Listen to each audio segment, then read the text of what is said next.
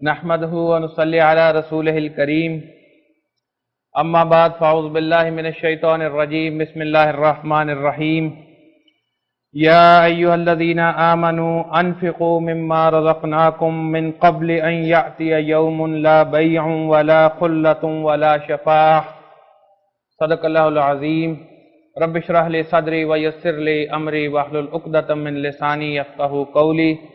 اللهم أرنا الحق حقا وارزقنا اتباعه وأرنا الباطل باطلا وارزقنا اجتنابه آمین یا رب العالمین۔ انفاق فی سبیل اللہ کے عنوان سے کچھ گفتگو آپ کے سامنے رکھنی ہے۔ انفاق لفظی معنی ہے خرچ کرنا، لگا دینا، کھپا دینا، اور اگر یہ خرچ کرنا، کھپا دینا اللہ کے راستے میں ہو، اللہ کی رضا کے لیے، تو اسے انفاق فی سبیل اللہ کہا جاتا ہے۔ ہمارے دین کی بہت اہم اصطلاح، بہت اہم اصطلاح۔ دیندار آدمی، آپ قرآن کا مطالعہ کیجئے تو اس میں جو ہے وہ یعنی قرآن اس دعوت سے بھرا ہوا ہے، اللہ کے راستے میں خرچ کرو، اپنا مال لگاؤ، اپنی جان لگاؤ، تو بہت اہم اصطلاح ہے قرآن، اور 16 مرتبہ قرآن پاک میں جو ہے وہ اس کا جو ہے وہ حکم دیا گیا کہ اللہ کے راستے میں خرچ کرو، ترغیب و تشویق کے انداز میں، مختلف پیرائے میں۔ کہیں جو ہے وہ کہا گیا کہ دنیا میں خرچ کرو، آخرت میں کئی گنا ملے گا، 700 گنا تک ملے گا، اس سے بھی زیادہ اللہ تعالیٰ چاہے گا تو بڑھا دے گا، جتنا کسی کا حسن عمل زیادہ ہوگا، اخلاص نیت سے خرچ کیا گیا ہو۔ اور ان میں سے جو 16 مرتبہ میں نے عرض کیا، اس میں سے کچھ جو ہے وہ آپ کے سامنے جو ہے وہ ابھی ہم اس کا مطالعہ کریں گے۔ سورہ بقرہ کی آیت نمبر 254 میں ارشاد ہوا، یا ایھا الذین آمنوا انفقوا مما رزقناکم، جو آیت میں نے آپ کے سامنے شروع میں تلاوت کی، اے ایمان والو خرچ کرو ہر اس چیز میں سے جو تمہیں عطا کی گئی، جو تمہیں رزق دیا گیا، اس میں سے خرچ کرو، من قبل ان یاتی یوم، اس سے پہلے کہ وہ دن آ جائے، لا بیع ولا خلۃ ولا شفاعہ، جس دن کوئی تجارت نہیں ہوگی۔ یہ جو خرچ کرنے کا تمہیں مہلت دی جا رہی ہے، یہ صرف اس دنیا کی زندگی کے لیے۔ جب تمہاری سانس بند ہو جائے گی، جب تم قبر میں چلے جاؤ گے، پھر وہ مہلت ختم ہو جائے گی۔ اسی دوران جو تم نے خرچ کیا ہوگا، وہی وہاں پہ جو ہے وہ آخرت میں جو ہے وہ تمہارے کام آئے گا۔ تو کہا جا رہا ہے کہ اس دن سے پہلے خرچ کر لو، وہ جو آخری جو ہے وہ تمہاری سانس، اس سے پہلے بہرحال خرچ کر لو، کیونکہ اس کے بعد پھر کوئی لین دین نہیں ہوگا، وہ مہلت جو ہے وہ ختم ہو جائے گی۔ اور پھر کیا ہے، اس دن کوئی دوستی بھی کام نہیں آئے گی۔ وہاں تو یہ ہے کہ اگر وہاں بھی جو ہے وہ دوستیاں اور جو ہے وہ ایک دوسرے کے ساتھ جو ہے وہ یعنی وہ سفارشیں کام آ جائیں، یا جس طرح سے دنیا میں ہم کام نکلواتے ہیں اسی طرح سے وہاں بھی کام نکل آئے، تو پھر تو جو ہے وہ انصاف عدل ہو ہی نہیں سکتا۔ تو کہا جا رہا ہے کہ اس دن سے پہلے جو ہے وہ خرچ کر لو۔ پھر جو ہے وہ سورہ تغابن آیت نمبر 16، اس میں اللہ تعالیٰ نے ارشاد فرمایا، وَاسْمَعُوا وَأَطِیعُوا وَأَنفِقُوا خَیْرًا لِأَنفُسِکُم، کہ سنو اور اطاعت کرو اور خرچ کرو، یہ تمہارے لیے بہتر ہے۔ وَمَن یُوقَ شُحَّ نَفْسِهِ، اور جو دل کے لالچ سے بچا لیا گیا، فَأُولَٰئِکَ هُمُ الْمُفْلِحُونَ، تو وہی تو فلاح پانے والے۔ سورہ تغابن کی جو آیت میں نے آپ کے سامنے ابھی پڑھی ہے، یہ دوسرے رکوع میں سورہ تغابن کے، جس میں ایمان کے ثمرات کا، ہمارے منتخب نصاب میں بھی آیت جو ہے وہ شامل ہے، منتخب نصاب نمبر 1 میں ایمان کے ثمرات کا اس میں جو ہے وہ ذکر، کہ جب ایمان دل میں آ جاتا ہے تو پھر انسان کے شخصیت پر، انسان کے کردار پر کیا تبدیلیاں آتی، اور اس میں بہت اہم تبدیلی، بہت بنیادی تبدیلی، وہ خرچ کرنا اللہ کے راستے، اسی کی یہاں پہ جو ہے وہ دعوت دی جا رہی ہے کہ اللہ کے راستے میں خرچ کرو، یہ تمہارے لیے بہتر ہے۔ اور پھر کہا گیا، وَمَن یُوقَ شُحَّ نَفْسِهِ، جو دل کے لالچ سے بچا لیا گیا۔ مطلب کیا ہے، یہ دنیا کی محبت انسان کے دل میں بہرحال اللہ تعالیٰ نے رکھی ہے۔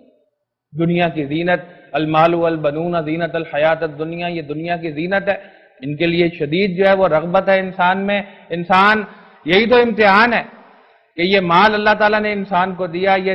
دنیا کی رونق میں انسان کو بھیجا، کہ اس کے باوجود، یعنی رغبت تو تھی دل میں، لیکن اس کے باوجود اللہ کی بندگی کی کسی نے، تو وہ امتحان میں کامیاب ہو گیا۔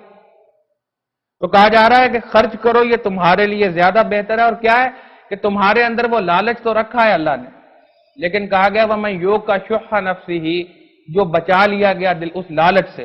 دل کے لالچ سے بچا لیا گیا۔ مطلب یہ اللہ کا انعام ہوتا ہے کسی پر اگر وہ خرچ کرے اللہ کے راستے میں اور اس کے دل سے وہ دنیا کی محبت جو ہے وہ نکل جائے اور آخرت جو ہے وہ اس کا طلبگار بن جائے۔ اور یہ انعام ہوتا کس پر ہے؟ وہ جس میں ایمان جو ہے وہ اس کے دل میں گر کر چکا ہو۔ ایمان کے ثمرات ہے نا یہاں پہ بیان، میں نے عرض کیا سورۃ تغابن کے اس حصے میں ایمان کے ثمرات بیان کیے جاتے کہ ایمان اگر دل میں ہوگا تو پھر اللہ تعالیٰ اس کو اس کے دل سے جو ہے وہ لالچ کو نکال دے گا، دنیا کی محبت اور دنیا کی رغبت یہ جو ہے وہ نکال دے گا، پھر وہ آخرت کا طلبگار بن جائے۔ اور کہا گیا فَأُولَٰئِكَ هُمُ الْمُفْلِحُونَ، تو فلاح پانے والے تو یہی لوگ ہیں۔ اس کے علاوہ قرآن میں جو ہے وہ خرچ کرنے کی، انفاق کی زوردار دعوت بھی جو ہے وہ موجود ہے۔ سورہ حدید آیت نمبر 10 میں ارشاد ہوا وَمَا لَكُمْ أَلَّا تُنْفِقُوا فِي سَبِيلِ اللَّهِ، اور کیا ہے تمہیں کہ تم اللہ کے راستے میں خرچ نہیں کرتے۔ وَلِلَّهِ مِيرَاثُ السَّمَاوَاتِ وَالْأَرْضِ، جبکہ آسمانوں اور زمین کی وراثت، آسمان و زمین کی میراث، آسمان و زمین کی ملکیت وہ تو اللہ ہی کی۔ انسان اگر اللہ کے راستے میں خرچ کر بھی دے تو وہ جو ساری چیزیں عطا کرتا ہے وہ اصل میں تو اللہ کی عطا کرتا۔ اللہ چاہتا تو انسان کو عطا ہی نہ کرتا، دیتا ہی نہ۔ بہت سے لوگ ہیں ہمارے معاشرے میں جو آپ کو نظر آئے گا، ہر معاشرے میں ہوتا ہے، دولت کی کسی کو جو ہے وہ کئی نسلیں جو ہے وہ بیٹھ کے کھا سکتی ہیں، اتنا اللہ نے عطا کیا ہوا، اور کسی کو جو ہے وہ 2 وقت کی روٹی بھی میسر نہیں ہے۔ تو عطا تو اللہ تعالیٰ کی ہے، اور اللہ چاہے تو زبردستی بھی چھین سکتا ہے۔ کسی کو جو ہے وہ آنے بعد میں جو ہے وہ یعنی جو ہے وہ بہت زیادہ غریب کر دے، اللہ تعالیٰ اس بات پر قادر ہوتا ہے۔ ہمارے سامنے بہت سے واقعات ہوتے ہیں، بہت جو ہے وہ گھر میں فراوانی تھی، کوئی بیماری اس طرح کی لگ گئی کہ اس سے جو ہے وہ سارا جو بھی بچت تھی بلکہ اس سے زیادہ ادھار الٹا جو ہے وہ مقروض ہوگا۔ تو اللہ تعالیٰ چاہے تو وہ زبردستی بھی چھین سکتا ہے، اور ویسے یہ ہے کہ وہ عطا ہی نہ کرے، لیکن اس کے باوجود وہ انسانوں کا امتحان لیتا ہے، انہیں پہلے عطا کرتا ہے اور پھر یہ دیکھتا ہے کہ اپنی آزاد مرضی سے یہ واپس میرے راستے میں خرچ کرتے ہیں کہ نہیں۔ بالکل اسی طرح جس طرح ایک باپ جو ہے وہ باہر سے کوئی چیز لائے کھانے کی اور اپنا چھوٹا 3-4 سال کا بچہ ہے، کوئی بسکٹ وغیرہ لایا اور اسے لا کے دیا بھائی بیٹا یہ بسکٹ کھا لو، بیٹے نے وہ لے لیا۔ اب باپ چاہتا تو اسے لا کے ہی نہ دیتا، لیکن اسے لا کے دیا اس نے۔ اب جو ہے وہ باپ کہتا ہے بھائی بیٹا ایک اس میں سے ایک مجھے بھی دو، تو بچہ آگے سے کہتا ہے میں نے نہیں دینا۔ حالانکہ وہ باپ چاہے تو اسے چھین بھی سکتا ہے، لیکن وہ بس بیٹے کو دیکھ رہا ہے کہ یہ خود اپنی مرضی سے مجھے دیتا ہے کہ۔ تو اللہ تعالیٰ بھی انسان سے جو کچھ اس نے عطا کیا ویسے تو اس نے عطا ہی اپنی مرضی سے کیا ہے، وہ کسی کا حق نہیں تھا کہ اس کو لازماً جو ہے وہ عطا کرتا، اس کا فضل ہے یہ۔ اور وہ چاہے تو چھین بھی سکتا ہے، لیکن پھر بھی وہ کہتا ہے کہ میرے راستے میں خرچ کرو، بلکہ زوردار دعوت دیتا ہے کہ تمہیں کیا ہے کہ تم خرچ نہیں کرتے میرے راستے میں، جبکہ سب کچھ ہے تو میرا ہی۔ تم بڑی جو ہے وہ جائیداد کما لو، تمہاری سانس بند ہو جاتی ہے، اس کے بعد اس کے وارث کچھ اور ہیں، اور ساری انسانیت ختم ہو جائے گی، ساری کائنات، پھر وہی اللہ تعالیٰ مالک ہے اس کا، انسان وہ چھوڑ کے ختم ہو جائیں گے، تو پھر بھی انسان جو ہے وہ خرچ نہیں کرتا۔ اسی طرح سے جو ہے وہ اسے قرض حسنہ کہا گیا۔ اللہ کے دیے ہوئے مال میں سے یا اللہ کی دی ہوئی صلاحیتوں میں سے، اللہ کی دی ہوئی جان میں سے اللہ کے راستے میں لگانا، اللہ اسے اپنے ذمہ قرض قرار دیتا۔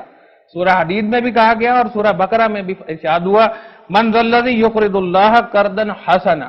کون ہے جو اللہ کو قرض حسنہ دے، فیضاعفہ لہ اضعافا کثیرا، کہ وہ اسے کئی گنا بڑھا کر اس کو جو ہے وہ واپس کرے۔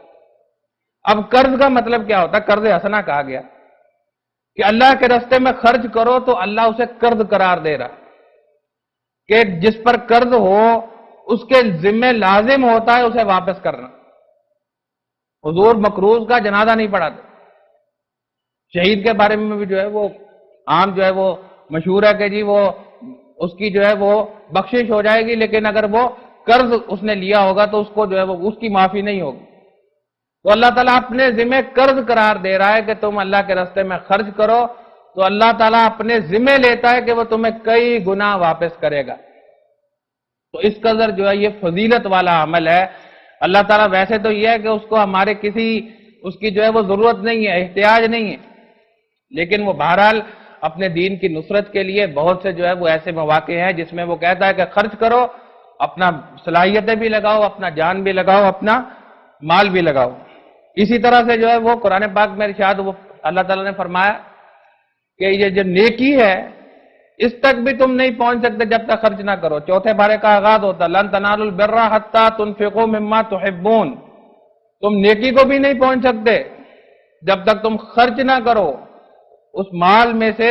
اس میں سے جو تمہیں محبوب ہے، جو تمہیں پسند ہے، اس میں سے خرچ نہ کرو تو تم نیکی کو بھی نہیں پہنچ۔ نیک ہونے کی شرط بھی جو ہے وہ یہی اللہ تعالیٰ نے بیان فرمائی۔ اسی طرح سے سورہ بقرہ کی آیت نمبر 177 یہ بھی ہمارے منتخب نصاب میں ہے، اس میں نیکی کی تعریف کی گئی کہ نیک انسان کون ہے۔ اس میں ایک مکمل کردار اللہ تعالیٰ نے بیان فرمایا کہ اپنی پوری زندگی میں یہ کام کرتے ہوں، ایمان ہو، پھر اس کے جو ہے وہ کردار میں یہ تبدیلیاں رونما ہو چکی ہوں، اللہ تعالیٰ کے ساتھ تعلق اس طرح کا ہو، معاملات میں یہ تبدیلیاں ہوں، تو یہ آدمی نیک۔ تو اس میں بھی اللہ تعالیٰ نے ایمان کے بعد اولین شرط جو بیان فرمائی ہے وہ کیا ہے؟ خرچ کرنا اللہ کا۔ وَآتَ الْمَالَ عَلَىٰ حُبِّهِ ذَوِي الْقُرْبَى وَالْيَتَامَى وَالْمَسَاكِينَ، اور مال خرچ کیا اس کی محبت کے ہوتے ہوئے، جو ہے بعد میں اس کے جو ہے وہ مصارف بیان کیے گئے، اللہ کے راستے میں مال خرچ کیا۔ تو یہ جو ہے یہ نیک ہونے کی بھی شرط یہ ہے کہ انسان جو ہے وہ اللہ کے راستے میں مال خرچ کرے اور اپنی خرچ کرے، باقی جو ہے وہ اس میں یعنی ابھی تو وہ آگے چل کے بات آتی ہے کہ وہ خرچ کرنا جو ہے وہ کس طرح کا ہونا چاہیے، کیا کیا چیزیں جو ہے وہ اس میں آتی ہیں۔ اسی طرح انفاق جو ہے خرچ کرنا یہ قرب الہی کا ذریعہ بھی۔ انسان جب خرچ کرتا ہے تو وہ اپنی دنیا کا نقصان کر کے خرچ کرتا ہے، وہی پیسہ وہ دنیا میں لگاتا، دنیا میں کچھ مقام حاصل کر لیتا، یا صلاحیتیں ہیں تو وہ بھی جو ہے وہ اپنی دنیا کو اس نے محدود کیا، مختصر کیا، یا دنیا میں سے نکالا اور آخرت میں لگایا۔ اب یہ چیز جو ہے وہ اللہ تعالیٰ کو بہت محبوب ہے کہ میرا یہ بندہ جو ہے وہ میرے لیے یعنی اس کا مجھ پر اتنا ایمان ہے کہ یہ میرے کہنے پر خرچ کرتا جا رہا اور دنیا کے مروجہ اصولوں کے خلاف خرچ کر رہا۔ اسی لیے تو یعنی وہ جو اللہ تعالیٰ کے راستے میں جان دے دینا ہے وہ یوں سمجھیے کہ چوٹی ہے اس بات کی، اور اس پر اللہ تعالیٰ نے فرمایا کہ اللہ کا تو ایسے لوگوں پر پیار آتا ہے جو اللہ کے راستے میں سیسا پلائی ہوئی دیوار بن کے لڑتے ہیں۔ کیوں؟ اللہ ویسے تو نظر نہیں آتا، لیکن اس شخص کو جو اللہ کے راستے میں لڑ رہا ہے اللہ کی ذات پر اتنا یقین ہے کہ وہ اس کی رضا کے لیے اپنی جان قربان کر رہا۔ تو ویسے تو اللہ نظر نہیں آتا لیکن اس کا وہ عمل گواہ ہے کہ اللہ ہے، وہ شہادت دے رہا ہے اللہ کی وجود کی، اللہ کی ذات، تو اللہ کو اس پر پیار آتا ہے، اپنی جان ہی قربان کر دی۔ تو اللہ کی رضا، اللہ کے قرب کا ذریعہ بھی جو ہے وہ یہ انفاق ہے۔ اور اصل میں جو ہے یہ انفاق انسان کرتا کیوں ہے، خرچ کرے کیوں؟ یہ کوئی باہر یعنی خارجی تقاضا نہیں ہے کہ بھئی تم جو ہے وہ نماز بھی پڑھ لیا کرو اور کبھی کبھی جو ہے وہ خرچ بھی کر دیا کرو، بلکہ یہ خالص دل سے نکلنے والی چیز۔ جب انسان کے دل میں ایمان آتا ہے تو وہ ایمان انسان کی شخصیت میں کچھ تبدیلیاں لے کے آتا ہے اور پھر اس سے بڑھ کر اسے کسی جد و جہد پر ابھارتا ہے کہ دیکھو اللہ رب ہے، تم اللہ کو رب مانتے ہو تو دنیا تو نہیں مانتی، اس کے لیے کوشش کرو کہ دنیا بھی مانے۔ تم نے سمجھا کہ محمد رسول اللہ صلی اللہ علیہ وسلم اللہ کے رسول ہیں، ایک آئیڈیل انسان ہے، مکمل انسان ہے، مجھے ان کی زندگی ان کے جو ہے وہ طریقوں پر چلنا ہے، اور آخرت کو مان لیا کہ آخرت برحق ہے، اصل زندگی وہ ہے۔ یہ زندگی جو ہے صرف امتحانی وقفہ ہے، وہ جو کہا جاتا ہے کہ یہ زندگی جو ہے وہ بڑی حسین ہے، دوبارہ نہیں ملے گی، اسے جو ہے وہ خوب جو ہے وہ عیاشی سے گزار لو، یہ تصور صحیح نہیں۔ اسلامی تصور کیا ہے؟ اصل زندگی وہ ہے، ان الدار الاخرۃ لہی الحیوان لو کانوا یعلمون، وہ اصل گھر تو آخرت کا گھر۔ اب ان چیزوں پر جب ایمان آ جائے تو پھر وہ انسان جو ہے اس کی زندگی گزارنے کا طریقہ بدل جاتا ہے، اس کی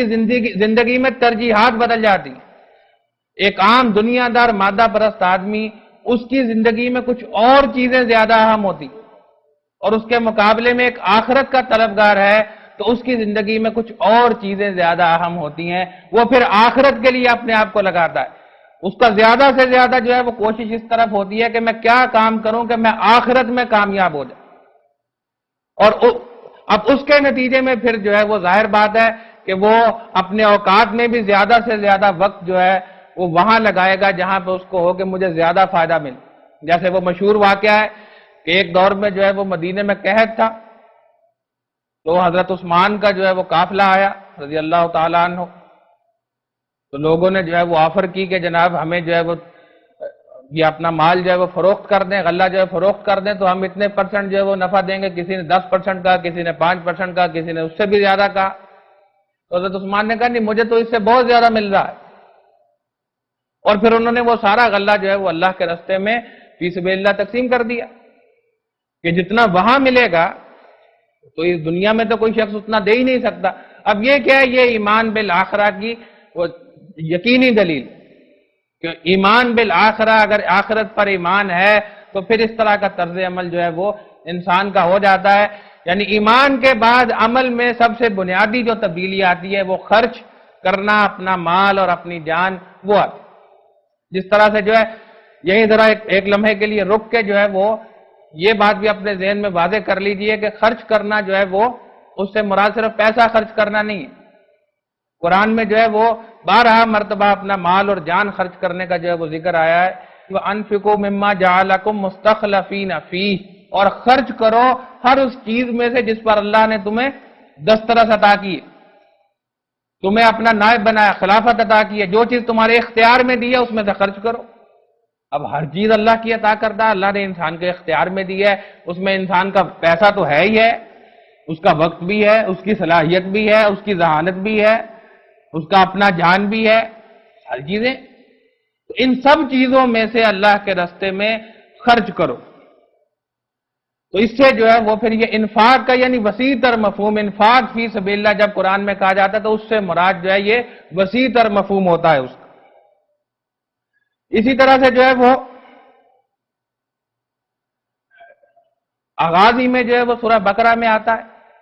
کہ وہ وَمِمَّا رَزَقْنَاهُمْ يُنْفِقُونَ، دوسری آیت بھی جو آیت نمبر 254 آپ کے سامنے تلاوت کی تھی اس میں بھی اسی رزق کا ذکر ہے۔ تو رزق بھی اصل میں عطا کو کہتے ہیں، جو بھی اللہ نے عطا کیا اس میں سے خرچ کرتے، تو ہر چیز اللہ کی عطا کردہ، اللہ صرف پیسے تو عطا نہیں کرتا، اللہ تعالیٰ جو ہے وہ سارا کچھ انسان کی وہی جو چیزیں میں نے پہلے گنوائی، صلاحیتیں ہیں، اس کا وقت ہے، اس کا جو ہے وہ ذہانت ہے، یہ ساری چیزیں اللہ کی عطا کردہ ہیں۔ تو ان سب چیزوں کو اللہ کے راستے میں خرچ کرنا، یہ ہوگا انفاق فی سبیل اللہ کا جامع مفہوم، جو قرآن جو مفہوم ہمارے سامنے رکھتا ہے۔ یعنی اب اس سے وہ محدود تصور جو ہے وہ ہمارے ذہنوں سے نکل جانا چاہیے کہ بس جو ہے وہ کبھی آپ راستے میں گاڑی پہ جا رہے تھے اور کسی نے جو ہے وہ آپ سے جو ہے وہ سوال کیا اور آپ نے اسے جو ہے وہ آتم تائی کے قبر پہ لات مار کے 5 روپے دے رہی ہے تو بس یہ انفاق کا حق ادا ہو گیا، وہ بھی انفاق ہے، لیکن صرف وہ انفاق نہیں بلکہ تو اس میں جو ہے وہ ایک جد و جہد میں لگ جانا، اور اس میں پیسہ بھی لگ رہا ہے اور مال بھی لگ رہا ہے، یہ دونوں چیزیں مل کے، مال بھی لگ رہا ہے اور جان بھی لگ رہی ہے، یہ دونوں چیزیں مل کے جو ہے وہ انفاق بنے گی۔ بلکہ اس میں جو ہے وہ اگر انسان کا وقت کسی کام میں لگے تو وہ تو گویا کہ اس کا مال اور جان دونوں اکٹھے ہو جاتے ہیں اس میں۔ آپ وقت لگا رہے ہیں، آپ جہاں بیٹھے ہیں فرض کیجئے اللہ کی رضا کے لیے، تو اب یہی وقت آپ دنیا میں لگاتے تو آپ کچھ پیسے کما لیتے، اس کا مطلب ہے کہ آپ نے وہ پیسے جو ہے وہ جو یعنی کما سکتے تھے آپ نے ان کی قربانی دی اور آپ یہاں بیٹھے،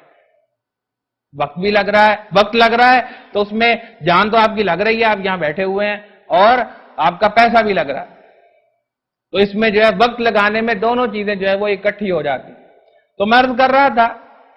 کہ جب ایمان انسان کے دل میں آتا ہے تو پھر اس کے عمل میں جو بنیادی تبدیلی آتی ہے وہ خرچ کرنا، انفاق فی سبیل اللہ۔ اسی چیز کو جو ہے یعنی قرآن پاک میں جب ہم مطالعہ کرتے ہیں تو انفاق اور جہاد یہ ہم معنی لفظ جو ہے وہ محسوس ہوتے کہ ایمان جب دل میں آتا ہے تو انفاق آتا ہے، اور انفاق کرنا، خرچ کرنا اللہ کے راستے میں یہی جہاد ہے،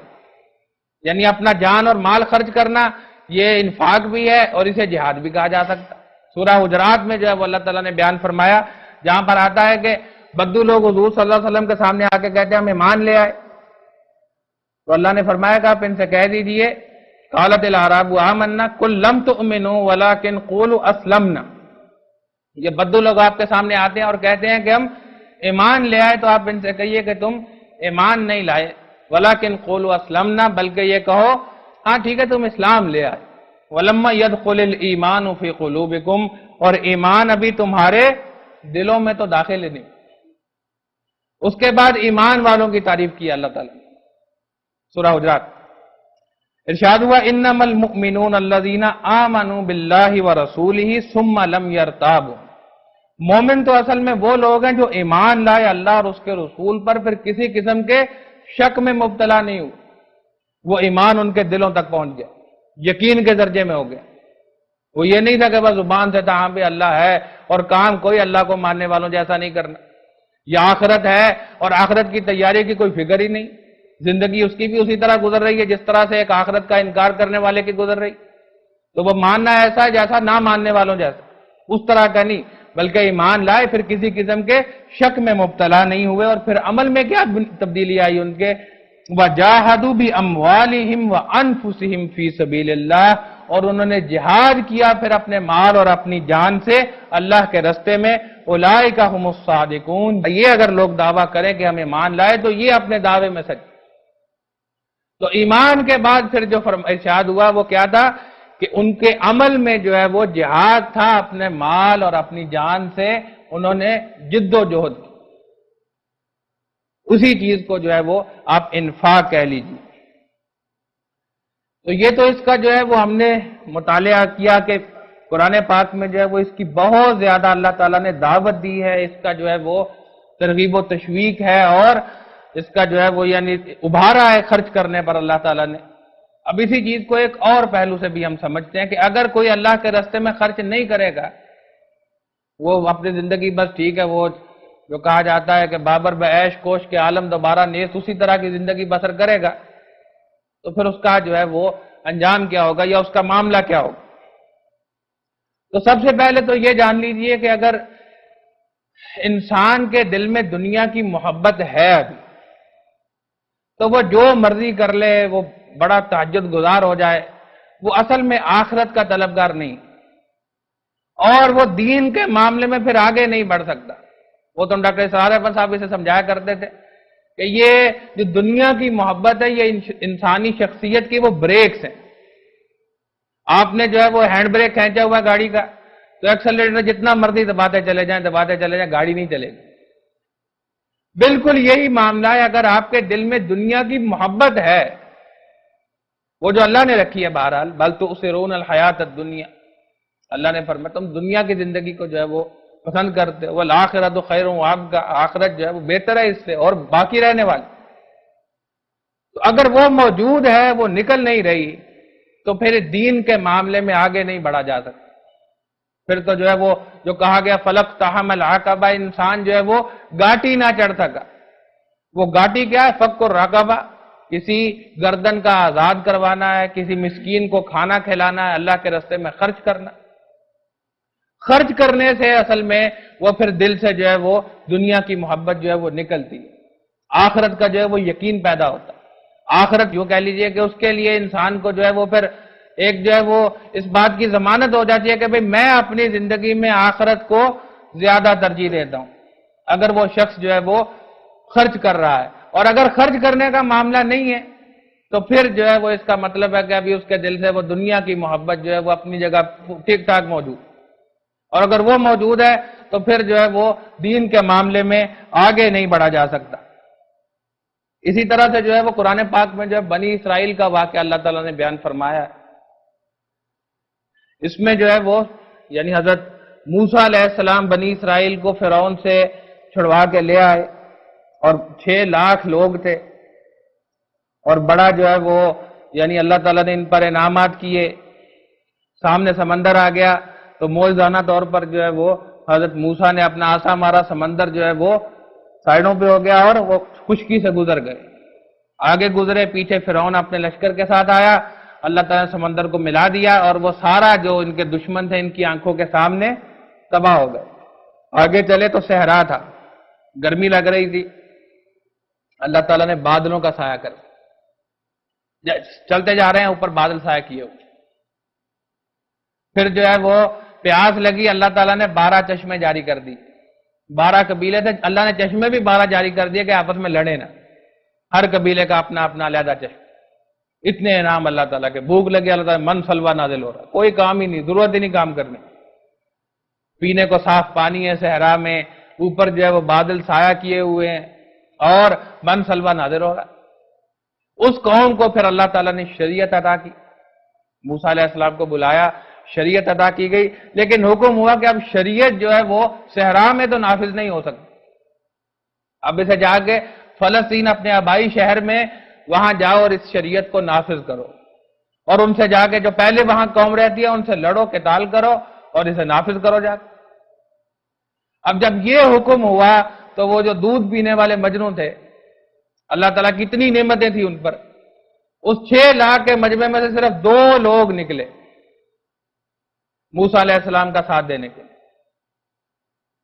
باقی ساری قوم نے کوڑا جواب دے دیا کہ موسیٰ تم اور تمہارا رب خود ہی جا کے لڑ لو، جب فتح حاصل ہو جائے گی تو پھر ہم آ جائیں گے۔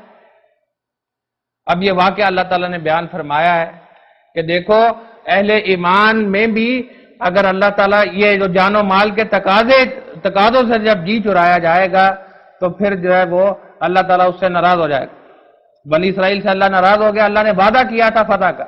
لیکن جب وہ قوم نے ساتھ نہیں دیا تو وہ فتح بھی ان سے چھین لی گئی،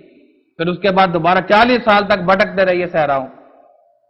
اس کے مقابلے میں محمد رسول اللہ صلی اللہ علیہ وسلم، ان کو اللہ تعالیٰ نے ایسے لوگ دے دیے ساتھ کام کرنے والے کہ جہاں پر حضور کا پسینہ بہا انہوں نے اپنا خون بہایا، تو اس کے نتیجے میں جو ہے وہ مشن جو ہے وہ مکمل ہو گیا۔ بہت بڑا کام تھا اس معاشرے میں جہاں پر توحید کے مرکز میں 360 بت رکھے ہوئے، اس جاہلی معاشرے، اور وہ خانہ کعبہ کا اوریاں طواف کیا کرتے تھے، اور اللہ نے اپنے رسول صلی اللہ علیہ وسلم کو مشن دیا، ذمہ داری دی کہ آپ نے جو ہے وہ یہاں پر دین حق قائم کرنا، صرف یہاں پر نہیں، اصل تو کل کا کل نظام زندگی اس کے تابع ہو جانا چاہیے۔ 3 مرتبہ قرآن پاک میں آیا هو الذی ارسل رسولہ بالہدی ودین الحق لیظہرہ علی الدین کلہ ولو کرہ المشرکون،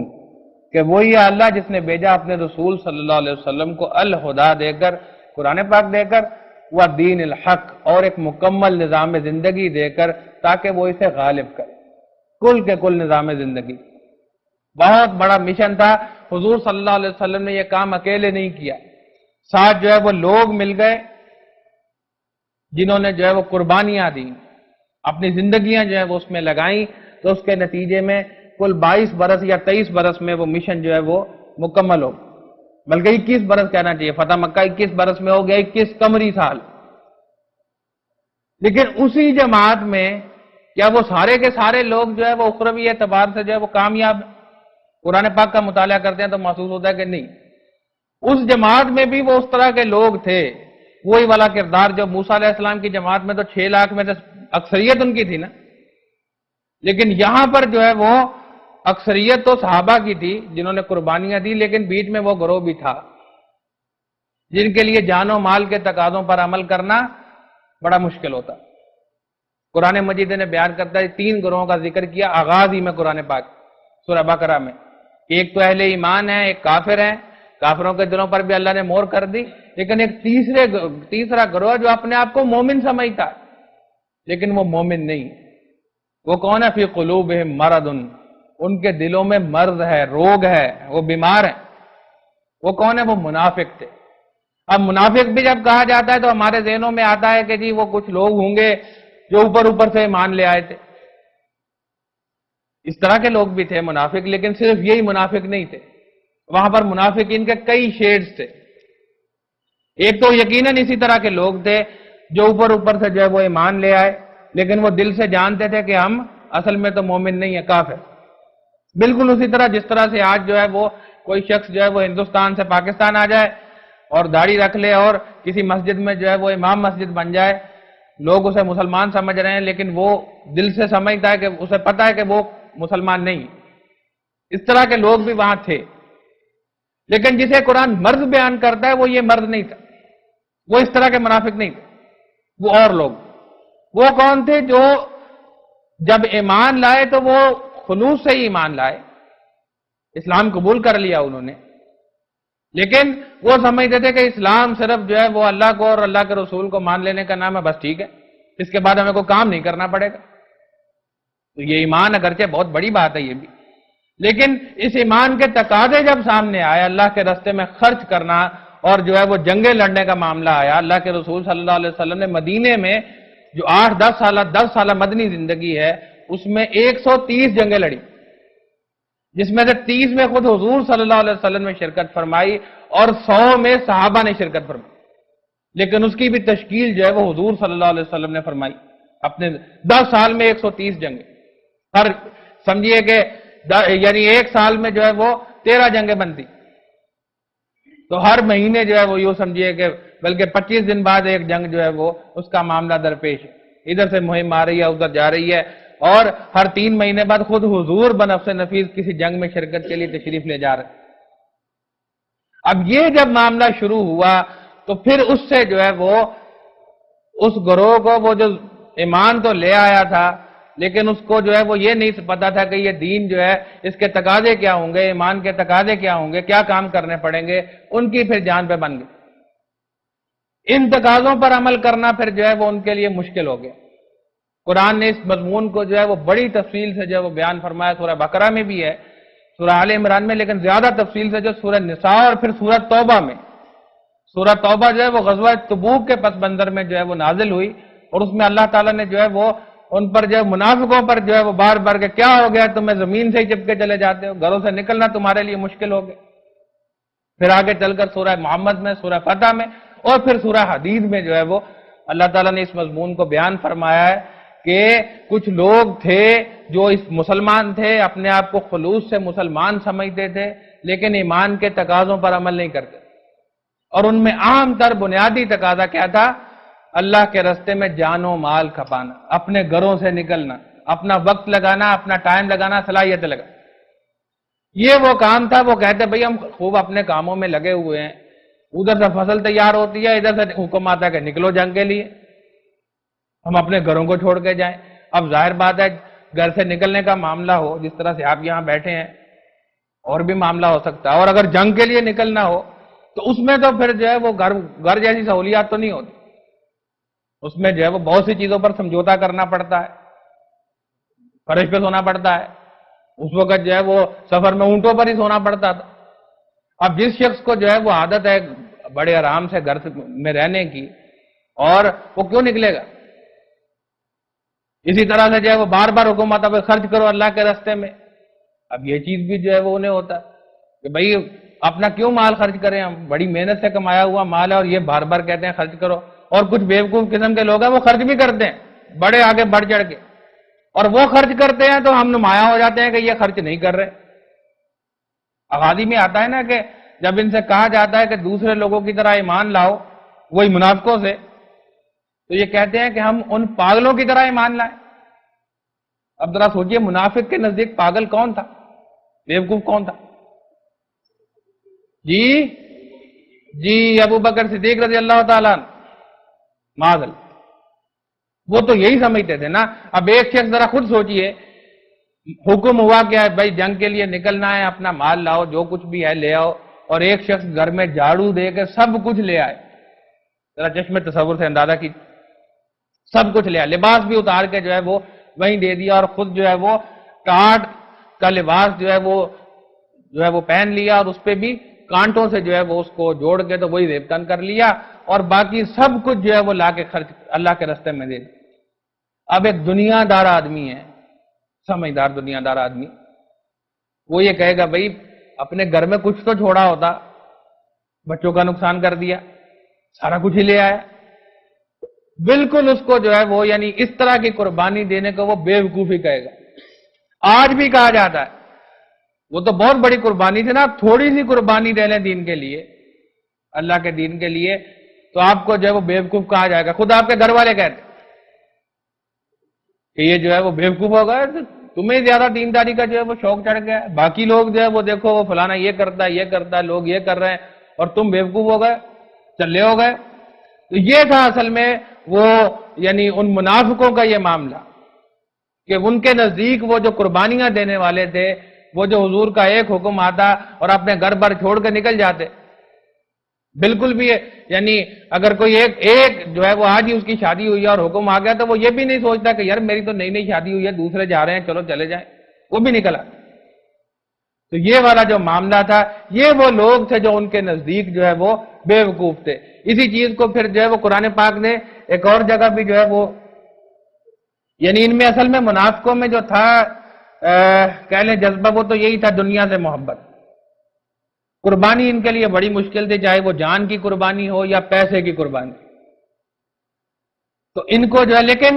وہ کام تو کوئی کرنا نہیں، لیکن ویسے یہ ہے کہ بڑا اعلان کیا کرتے تھے کہ اللہ کے رسول ہم آپ کے جو ہے وہ خادم ہیں، ہم آپ کے جو ہے وہ خدمتگار ہیں، آپ حکم کریں ہم اپنی جانیں قربان کر دیں گے۔ اور جو رئیس المنافقین تھا عبداللہ بن ابی، وہ حضور صلی اللہ علیہ وسلم جب گفتگو شروع فرماتے تو وہ اعلان کرتا بھائی دیکھو ان کی باتیں غور سے سنو، یہ اللہ کے رسول، حضور کا ہاتھ چوما کرتا۔ تو ایک اور کام بھی یہ کیا کرتے تھے کہ حضور صلی اللہ علیہ وسلم گفتگو فرما رہے ہیں اور ایک شخص جو ہے وہ پیچھے سے اٹھتا اور صفے چیرتا ہوا آتا اور حضور کے کان میں کوئی چھوٹی سی بات کر کے چلا جاتا۔ اب اس سے کیا ہوتا کہ وہ جو قربانیاں دے رہے تھے باقی صحابہ، ان کے ذہن میں بات آتی کہ یہ شخص خرچ تو کوئی کرتا نہیں ہے، جب کبھی جو ہے وہ کوئی اللہ کے راستے میں نکلنے کا معاملہ ہوتا ہے تو نکلتا بھی نہیں ہے، لیکن ویسے یہ بڑا حضور کے قریبی تعلق ہے اس کا حضور صلی اللہ علیہ وسلم کے ساتھ۔ تو اس چیز سے چونکہ وہ اجتماعیت میں ایک نقصان پیدا ہونے کا اندیشہ تھا، تو اللہ نے اس کو ختم کرنے کے لیے ان کی دکھتی رگ کو چھیڑا کہ بھائی ٹھیک ہے اللہ کے رسول سے انفرادی ملاقات کر لیا کرو، لیکن اس سے پہلے کچھ صدقہ کرو، اللہ کے راستے میں کچھ خرچ کرو۔ اب دکھتی رگ ان کی جو یہی تو ان کو مسئلہ تھا، اور پھر اللہ تعالیٰ نے اس پر تبصرہ کیا ہے کہ اب تمہیں وہ ذاتی ملاقات کا شوق ختم ہو گیا کہ جب اللہ نے کہا کہ خرچ کرو تو اب بس ختم ہو گیا سارا شوق۔ تو یہ ان کا معاملہ تھا۔ تو کہنے کا ساری جو ہے وہ یہ گفتگو آپ کے سامنے رکھنے کا مطلب یہ ہے کہ اصل میں وہ جو صحابہ حضور صلی اللہ علیہ وسلم کی جماعت تھی، اس میں بھی کچھ لوگ ایسے تھے جو اپنے جان و مال کے تقاضوں سے جی چرانے کی وجہ سے اس جماعت میں رہتے ہوئے جہاں پر صحابہ نے بڑے بڑے اجر پا لیے، جہاں پر جو ہے وہ کوئی صدیق اکبر بنا، کوئی فاروق اعظم بنا، اس میں بھی وہ منافق قرار پائے، اور ان پر اللہ کا غضب ایسا بڑھ گیا کہ اللہ نے ارشاد فرمایا کہ ان المنافقین فی الدرک الاسفل من النار، یہ تو دوزخ کے بھی سب سے گہرے گڑھے میں ہوں۔ اور یہاں تک ارشاد فرمایا کہ نبی صلی اللہ علیہ وسلم اگر آپ بھی ان کے لیے 70 بار استغفار کریں پھر بھی انہیں معاف نہیں کیا جائے، اگر اللہ کے رسول ان کے لیے استغفار کریں پھر بھی معاف نہیں کیا جائے گا۔ یہ وہ لوگ تھے۔ اسی طرح ان کو جو ہے ایک اور جگہ قرآن پاک میں بیان فرمایا گیا وَمِنَ النَّاسِ مَن يَعْبُدُ اللَّهَ عَلَى حَرْفٍ، انہی کی تعریف کی گئی کہ انسانوں میں سے کچھ ایسے بھی ہیں جو اللہ کی عبادت کرنا چاہتے ہیں کنارے کنارے رہ کے، آگے نہیں بڑھتے، آگے جہاں پہ قربانیوں کا معاملہ ہو، جہاں پہ جان جاتی ہو، مال خرچ ہوتا ہو، وہاں نہیں جاتے، کنارے کنارے رہتے۔ تو اگر حضور صلی اللہ علیہ وسلم کی جماعت میں کچھ لوگ ایسے ہو سکتے ہیں کہ جو جان و مال کے تقاضوں سے جی چرانے کی وجہ سے ان کا شمار جب اللہ کے مغضوب لوگوں میں ہو گیا، جن پر اللہ کا غضب بھڑکتا ہے، وہ ان میں شمار کیا جانے لگا اللہ کے ہاں، تو کیا آج کوئی اجتماعیت جو ہے وہ چاہے وہ دین کے نام پر وجود میں آئی ہو، بہت اعلیٰ کام کرنے والی ہو، کیا وہ اس خطرے سے خالی ہو جائے گی؟ نہیں۔ اگر وہاں بھی جو ہے اس جماعت میں شامل ہونے کے باوجود کچھ لوگ اس جماعت کے وہ جو نظم ہے اس کی پابندی کرنا ہو یا اس میں اپنا جان و مال کھپانا ہو، ان تقاضوں سے جی چرائیں گے تو وہ بھی اسی طرح کا معاملہ ان کا بھی ہو سکتا ہے کہ وہ بھی پھر جو ہے وہ ہدایت کو قبول کرنے کے باوجود اس ہدایت پر عمل نہیں کیا ان لوگوں۔ تو یہ بہت بڑا خطرہ ہے جو موجود ہے، اللہ تعالیٰ اس سے بچائے کہ اگر جو ہے وہ ہم اس جماعت میں رہتے ہوئے بھی جان و مال کے تقاضوں سے جی چرائیں گے تو ہمارا انجام بھی اس طرح کا ہونے کا خطرہ بہرحال اپنی جگہ موجود رہے گا، اللہ تعالیٰ اس سے بچائے۔ اسی طرح سے جو ہے وہ ایک اور اعتبار سے اس چیز کو سمجھیے، ہم جو ہے وہ اس جماعت میں شامل ہوئے ایک بہت اعلیٰ مقصد سمجھتے ہوئے کہ بھئی دین اللہ کا قائم ہونا چاہیے. یہ ہم جو ہے وہ نماز اللہ کی پڑھتے ہیں اور اللہ کے لیے روزے رکھتے ہیں رمضان میں، لیکن اللہ کا حکم ہے کہ چور کا ہاتھ کاٹو، وہ تو نہیں کاٹ سکتے. اور اللہ نے کہا کہ دولت کی تقسیم اس طرح سے ہونا چاہیے اور تمہارا معاشرہ جو ہے وہ اس طرح سے جو ہے وہ اس میں عفت و عصمت کے یہ اصول ہونے چاہیے، ستر و حجاب پر عمل ہونا چاہیے، تمہاری حکومتیں اس طرح چلنی چاہیے، تمہاری عدالتیں جو ہے وہ اس طرح سے چلنی چاہیے. نہیں عمل ہو رہا تو ہم نے سمجھا کہ نہیں، ہم نے اس کے لیے کوشش کرنی ہے کہ ساری زندگی میں سارے ملک میں ہر حکم اللہ ہی کا چلے. اب اس کے لیے ہم نے کوشش کرنی، بہت بڑا کام، بہت اونچا مقصد ہے جو ہم نے اپنے لیے منتخب کیا کہ ہم نے بھائی اس کے لیے کوشش کرنی. اور یہ مقصد آج سے پہلے صرف ایک مرتبہ حاصل ہوا اللہ محمد رسول اللہ صلی اللہ علیہ وسلم اور ان کے ساتھیوں کے ذریعے. انہوں نے جو ہے وہ اس مقصد میں کامیابی حاصل کی ایک جد و جہد کے ذریعے. اب ہم بھی جو ہے وہ دعویٰ کرتے ہیں کہ ہم نے وہی کام کرنا، بہت اونچا کام کرنا، تو ہمیں بھی پھر اپنی زندگی میں وہی طریقے جو ہے وہ لے کے آنے پڑیں گے. کچھ نہ کچھ مشابہت تو ہو، ٹھیک ہے ان جیسے تو نہیں بن سکتے، بہت اونچے لوگ تھے، ان میں اللہ کے رسول موجود تھے،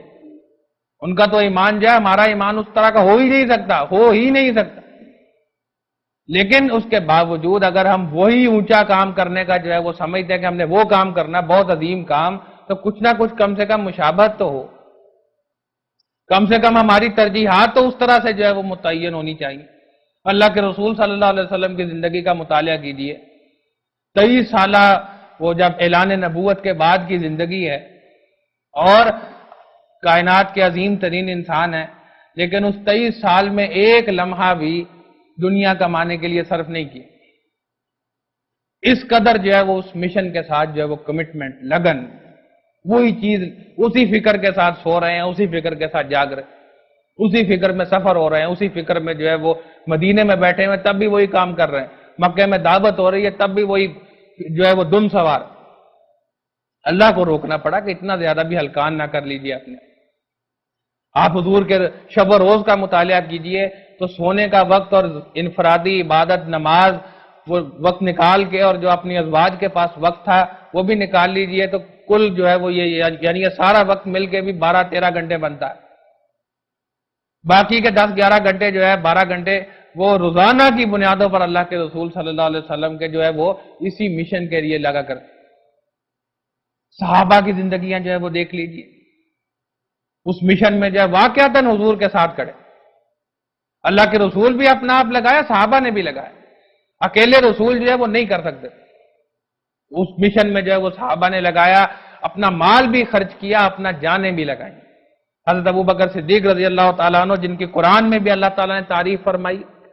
کتنے صحابہ تھے جن کو منہ مانگی قیمت پر جو ہے وہ حضرت ابو بکر نے جو ہے وہ خرید کر آزاد کر دی.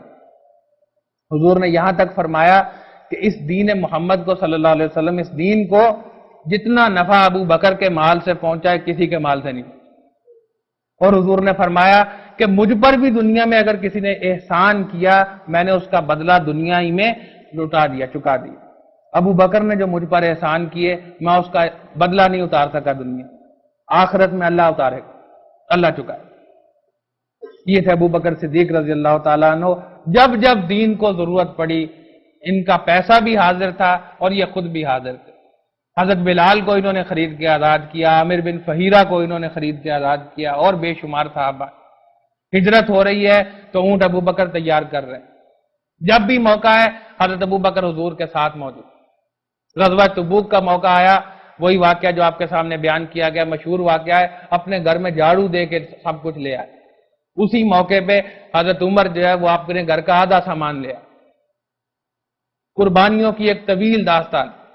حضرت عثمان جو ہے 300 مال سے لدے ہوئے اونٹ اور ڈیروں جو ہے وہ درہم اور دینار جو ہے وہ اس رستے میں جو ہے وہ خرچ کیے. حضور نے یہاں تک فرمایا عثمان آج کے بعد کچھ برائی کر بھی لیں تو اللہ مواخذہ نہیں کرے. یہ وہ لوگ تھے. اسی طرح سے جو ہے یعنی 300 مال سے لدے ہوئے اونٹوں کا مطلب ہے 300 کنٹینر کھڑے ہیں آج کی زبان میں سمجھ. اور وہیں جو ہے وہ صحابی بھی تھے جن کے پاس کچھ بھی نہیں تھا. تو خاص اس مقصد کے لیے ساری رات ایک یہودی کے ہاں مزدوری کی اور کچھ کھجوریں ملی، اس میں سے ضرورت کے لیے اپنے گھر دے دی اور باقی لا کے اللہ کے رسول کو پیش کر دی۔ اب ان صحابی کی عظمت کا آپ اندازہ کیجیے، جب وہ لے کے چلے ہوں گے تو دل میں وسوسہ آیا ہوگا نا کہ وہاں تو اتنا مال ہے، 300 اونٹ کھڑے ہیں، یہ کیا لے کے جا رہے ہو؟ یہ بھی آیا ہوگا اس سے فرق کیا پڑے گا، یہ بھی وسوسہ آیا ہوگا، لوگ ہنسیں گے۔ وہ لے کے گئے وہ کھجوریں، وہاں لا کے حضور کو پیش کی، لوگ ہنسے، کہہ لگائے لوگوں نے، منافق وہیں بیٹھے ہوئے تھے اور وہ دیکھ رہے تھے کون کتنا دے رہا ہے، اور انہوں نے کہہ لگائے کہ دیکھو جی سلطنت روما سے مقابلہ ہے اور یہ کھجوروں سے جنگ ہوگی، اتنی سی کھجوروں سے۔ لیکن اللہ کے رسول نے اسے اتنا پسند فرمایا کہ یہ شخص نے کتنے خلوص سے خرچ کیا ہے، اس لیے تو خالص اللہ کی رضا کے لیے، کہ حضور نے فرمایا کہ سارے مال پہ پھیلا دو، یہ سارے مال پہ باری اللہ کی نظر۔ تو ہر طرح کی مثالیں جو ہے، یعنی وہ تو جو صاحب ثروت لوگ تھے انہوں نے اس میں اپنے حیثیت کے مطابق خرچ کیا، لیکن جس کو تھوڑی اللہ نے دیا تھا، لیکن اللہ کے ہاں جیسے کل بات آ رہی تھی کہ کثرت کو تو دیکھا ہی نہیں جاتا، وہاں تو حسن عمل کو دیکھا جاتا ہے، وہاں مال کو گنا نہیں جائے گا، اللہ کیا تولا جائے گا، اور اس تولنے میں اس کی نیت کو بھی دیکھا جائے گا، اس کے خلوص کو دیکھا جائے گا، کن حالات میں دے رہا ہے دیکھا جائے گا۔ کسی کا 5 روپے دینا کسی کے 5 لاکھ روپے دینے سے زیادہ اللہ کے یہاں افضل ہو سکتا۔ اسی طرح سے جو ہے وہ اور صحابہ کی جو ہے یہ تو مال خرچ کرنا تھا، اپنی زندگیاں بھی لگائیں لوگوں نے۔ مصعب بن عمیر رضی اللہ تعالیٰ عنہ نوجوان تھے جب اسلام لے آئے، اور ان کا جو ہے وہ یعنی معاملہ اس طرح کا تھا کہ ان کا جو سوٹ تھا، لباس جو پہنتے تھے وہ شام سے سل کے جاتا تھا 300 درہم، اور اتنی مہنگی خوشبو لگاتے کہ جس گلی سے گزر جاتے سارا دن اس گلی سے خوشبو آتی رہتی کہ آج یہاں سے مصعب گزرے۔ اسلام لے آئے تو گھر والوں نے نکال دیا، لباس بھی اتروا لیا، حضور کی خدمت میں رہے اور قرآن سیکھا۔ مدینے والوں نے ایک شخص مانگا کہ ہمیں قرآن پڑھانے کے لیے دیجیے، تو وہ حضور نے مصعب کو بھیج دی، حضور کی خدمت میں رہتے تھے، قرآن سیکھا۔ وہاں گئے تو ان کی محنت سے وہ جو 1 سال میں 15 سے 75 لوگ مسلمان ہو گئے، اور رستہ کھل گیا مدینے کی طرف ہجرت کا۔ مدینے میں حضور صلی اللہ علیہ وسلم تشریف لے گئے اور وہاں پر مصعب کو گھومتے ہوئے دیکھا کرتے، ایک چادر ہوتی جسم پر سے، اور اللہ کے رسول صلی اللہ علیہ وسلم دعا کیا کرتے کہ یا اللہ دیکھ تیرے دین کے لیے لوگوں نے کیسی کیسی قربانیاں دی۔ وہی مصعب غزوہ احد میں علمبردار تھے، جھنڈا ان کے ہاتھ میں تھا، شہید ہو گئے۔ جب شہید ہو بڑے حضور کو بڑی محبت تھی ان سے، شہید ہو گئے تو وہی ایک چادر جسم پر تھی، اور وہ چادر اتنی چھوٹی تھی کہ پیر ڈھانپتے تو سر ننگا ہو جاتا، سر ڈھانپتے تو پیر ننگے ہو جاتے۔ حضور نے فرمایا کہ پیر ڈھانپ دو، سر ڈھانپ دو، پیروں پر گھاس رکھ دو۔ یہ وہ آخری لباس تھا جو مصعب بن عمیر رضی اللہ تعالیٰ عنہ کو ملا۔ تو اس جد و جہد کے نتیجے میں، اس طرح کی قربانیوں کے نتیجے میں 21 سال میں وہ دین قائم ہو گیا جزیرہ نمائے عرب کیا۔ آج ہم بھی یہ کہتے ہیں کہ وہ بہت بڑا کام ہمیں کرنا ہے، وہ مشن انجام دینا ہے، دین قائم کرنا ہے، تو ہم یہ سمجھیں کہ 15 دن بعد 1 گھنٹہ لگا لیں، یا 1 ہفتے بعد جو ہے وہ 1 گھنٹہ، اور وہ بھی امیر ہمارے پیچھے پیچھے اور ہم آگے آگے، تو اس سے دین قائم ہو جائے گا۔ تو یہ بہت بڑی غلط فہمی ہے ہماری،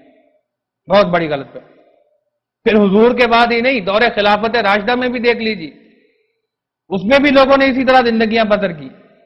مکے اور مدینے کی فضاؤں کو چھوڑا۔ کہاں کہاں جو ہے شام میں صحابہ دفن ہے، عراق میں صحابہ دفن ہے، حتیٰ کہ قسطنطنیہ کی سرحد پہ صحابہ دفن۔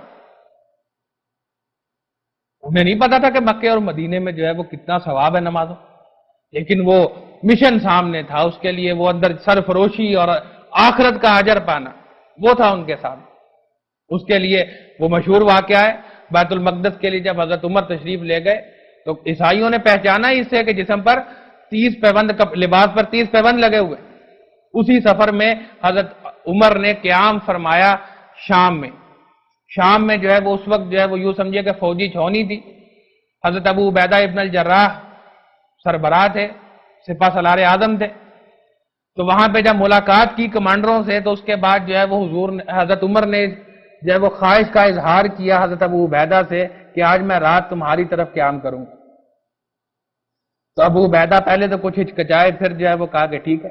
شاید حضرت عمر بھی دیکھنا چاہتے ہوں کہ جو سپہ سالار اعظم ہے ان کے گھر کی صورتحال کیسی۔ تو حضرت عمر جب گھر تشریف لے گئے تو گھر کچھ تھا یعنی دیکھنے کو ہوتا تو دیکھتے نا، کچھ تھا ہی نہیں۔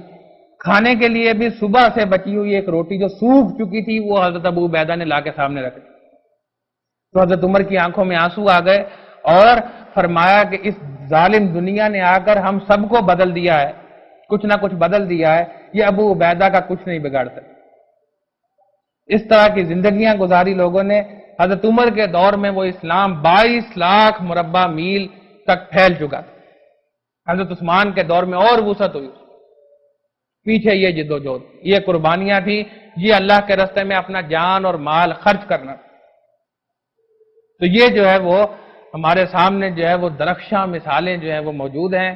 اس سے جو ہے وہ ہمارے لیے یعنی ابدی اس میں ہمارے لیے رہنمائی موجود ہے۔ اور بہرحال ہم ایک بہت بڑا مشن جو ہے وہ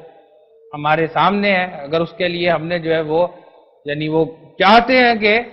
کسی درجے میں دنیا میں بھی کامیابی حاصل ہو، تو ہمیں بھی اپنی ترجیحات کو اسی طرح سے ان کا تعین کرنا ہوگا، اپنی زندگی میں اسی طرح سے جو ہے وہ یعنی اسی چیز کو مد نظر رکھ کر زندگی گزارنی ہوگی۔ اللہ تعالیٰ ہمیں اس کی توفیق عطا فرمائے۔ وآخر دعوانا ان الحمدللہ رب العالمین۔